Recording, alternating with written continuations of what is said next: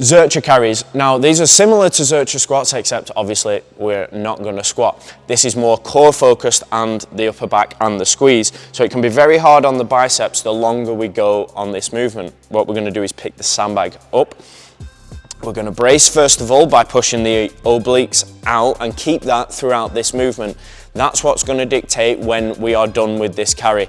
Because if we want a certain distance for this carry, say it's 30 meters, that means I want the brace on throughout 30 meters. This is a core exercise predominantly, and then the other bits afterwards. So we're targeting the obliques and the lower abs with this exercise. It's going to get a lot of upper back, it's going to get a lot of biceps, but the predominant focus is the core.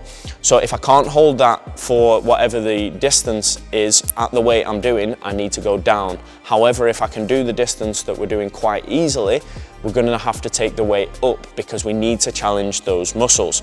So the main thing is we start with the brace, then we're going to have the sandbag sitting across the elbow crease, and we're going to squeeze in to pull the shoulder blades back. With this we can do it with a barbell, although you might take some people out along the way. It's quite good with if you've got one of the open trap bars, they're quite good for this. Or you can do Zercher carries with a yoke in the back. So we can lower the yoke bar and carry it like this. That's especially hard because we can load that up really high. What we're going to do then is, once this has been picked up, we squeeze, we brace, and then we're going to carry. And if we're doing this right, what you'll see is one hip moving, then the other, because when we've got that brace, it secures the hip, it secures the spine and the hip, but allows them to freely move whilst being secure. If you do this wrong, what we're going to see is a move to the forepack and a move to the spine erectors, but that will stop the hip from moving because we can't move laterally. We can only move laterally when we use the lower abs, the obliques and the hip flexors properly. Then I can move laterally. If I lock the forepack and the spine erectors, I can no longer move laterally.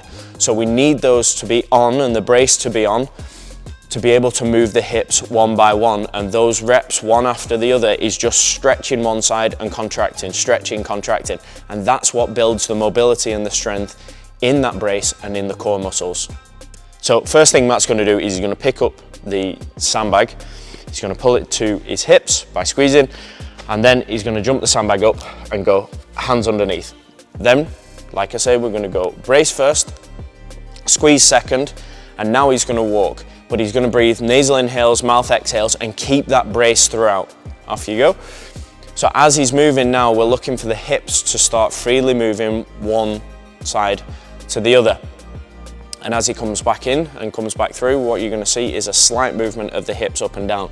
The stronger these core muscles get and the stronger the brace gets, the stronger and the more those hips are going to move side to side. But that's the way we're going to do it. We're going to do it for whatever prescribed length that we're doing, say it's 30 meters, 45 meters, whatever. And we want to keep that brace on throughout.